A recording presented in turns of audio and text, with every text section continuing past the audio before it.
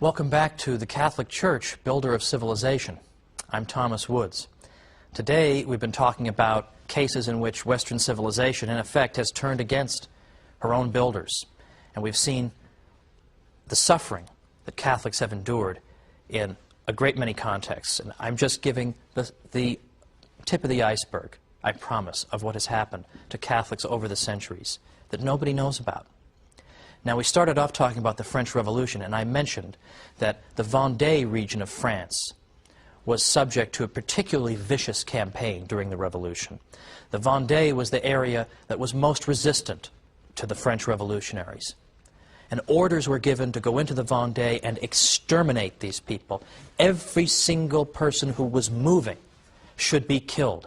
People should be bayoneted and hacked to bits. They were ordered to do that. But the people of Vendée stood up and resisted the best they could. And when Pope John Paul II was in France in 1996, he was there, incidentally, to observe the 1500th anniversary of the baptism of Clovis, who was the Frankish king who accepted Christian baptism and thus bestowed upon France the title of the eldest daughter of the Church. The Pope was there to commemorate that. But he spoke about the particular sacrifice of the people in the Vendée. And he said, "You who were born in the land of the Vendée are the heirs of men and women who were courageous enough to remain faithful to the Church of Jesus Christ at a time when her freedom and independence were threatened. In the numerous acts of witness that have come down to us, it is moving to see that the people of the Vendée remained attached to their parishes and their priests in spite of the cruelty of persecution." Now today, if you even say the word Vendée, with how many people will it ring bells? Essentially none.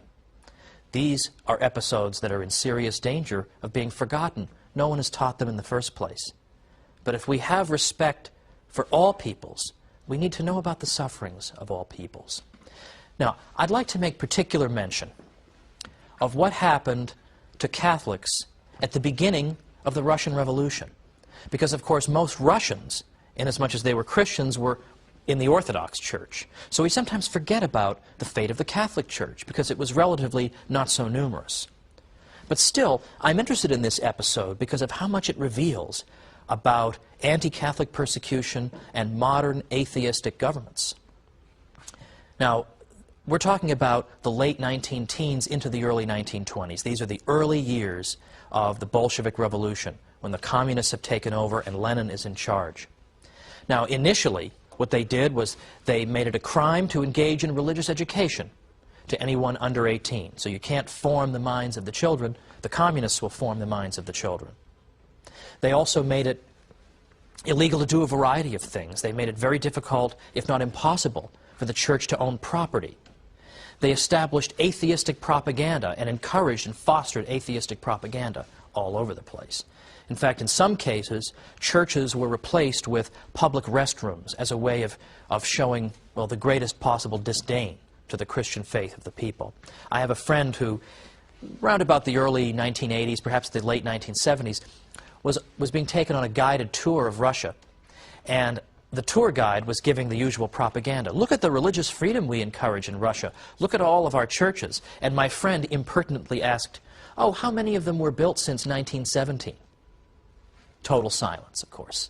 And he was never invited back, needless to say. That's an unaskable question.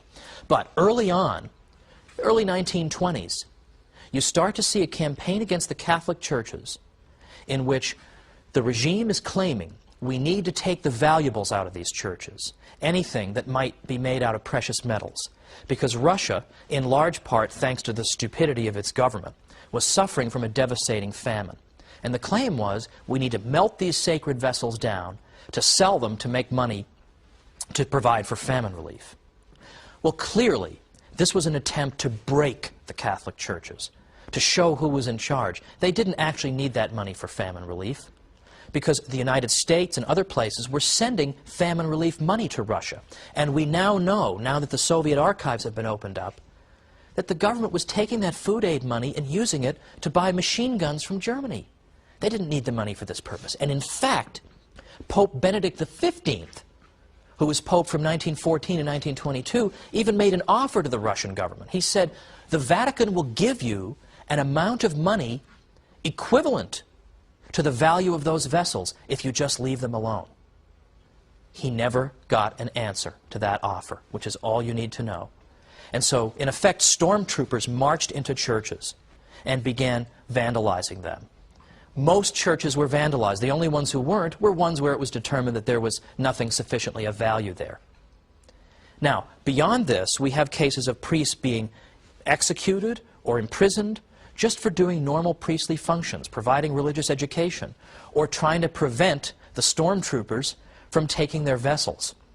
One priest, for example, got down on his knees and begged his congregation to block and protect the tabernacle. He was tried and convicted of falling demonstratively on his knees. Did you know that was a crime? That's apparently a crime. And that reminds us that in these revolutionary regimes, there is no respect for law whatsoever. Law is what the judge says it is. In fact, in Russia, historian Richard Pipes says Russia was the first country on earth to ever outlaw law. That if you wanted to be a judge in Russia, all you needed to do was be literate. You didn't have to have any legal training, because we don't need legal training. We don't need previous precedent and previous law.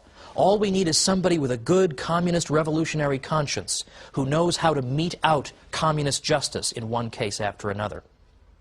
In fact, one government official said to the Russian leader Lenin, "Our Commissariat of Justice really should be renamed the Commissariat of Social Extermination, shouldn't it?" And Lenin said, "Yes, it should, but we can't say that." So that's how they come up with crimes like falling demonstratively on your knees. A revolutionary judge simply makes this stuff up as he goes along.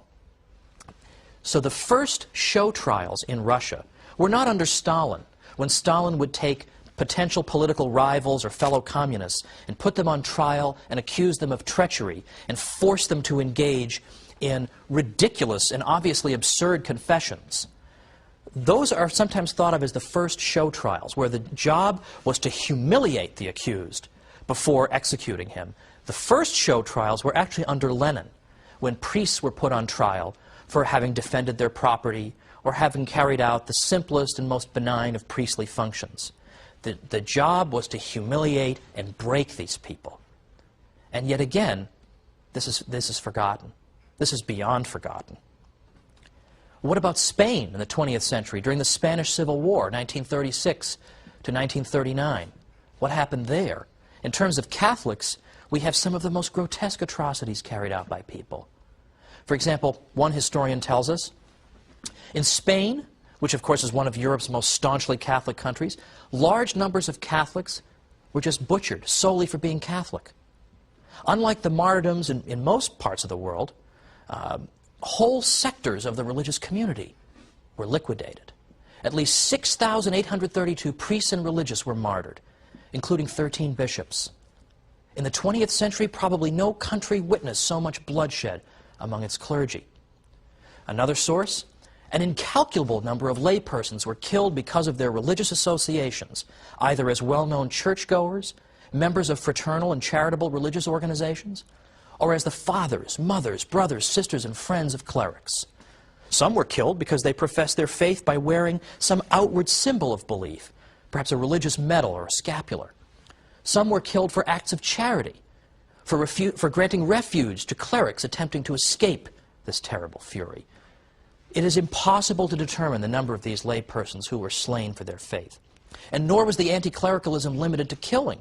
Thousands of churches were burned, religious objects were profaned, nuns' tombs were opened, and the petrified mummies displayed to ridicule, and religious ceremonies were burlesqued.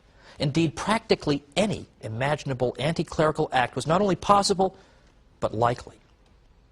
And still another writer tells us, as they entered a village, that is, in effect, anti-Catholic stormtroopers, you may as well call them, their first object of attack was the church. There, the communists and their henchmen would round up the priests and religious, as well as anyone who protested, wreak all kinds of destruction and sacrilege, and then pour round after round of ammunition into the tabernacle, of the parish church. Now, unfortunately, my friends, we could go on and on. We could talk about the sacrifices Catholics made under the terrible Nazi regime, about the thousands of priests interned at Dachau. We could talk about the sufferings in Mexico. There's so much we can talk about because there were sufferings all over the world in the 20th century. In Africa, all over the world, people perished because of their faith. Now, unfortunately, this is largely a forgotten story. The Black Book of Communism does tell a lot of the atrocities of the communists, and that is a very important thing because people, in effect, don't seem to care or have forgotten about these crimes. But that book doesn't really give us the information we might want about people who died specifically because they were Catholics and not just because they were anti-communist. So the book I would recommend is a book by Robert Royal, called Catholic Martyrs of the 20th Century. Catholic Martyrs of the 20th Century. And he gives a history of what happened in the 20th century around the world. And he says that in terms of people we can clearly identify as having specifically died for the faith, it's in the hundreds of thousands. We can't forget those people. And these are people who gave the same witness as those people in the early centuries who helped their own persecutors. These are people who, when they died, they forgave these people and they blessed them. That's why Tertullian said that the blood of the martyrs is the seed of Christians, because people are so moved by their testimony. Pope John Paul II quoted the words of Christ, "Blessed are you when they insult you and persecute you and utter all kinds of evil against you falsely on my account. Rejoice and be glad, for your reward is great in heaven." And the Pope said, how well these words of Christ fit the countless witnesses to the faith in the last century, insulted and persecuted, but never broken by the power of evil.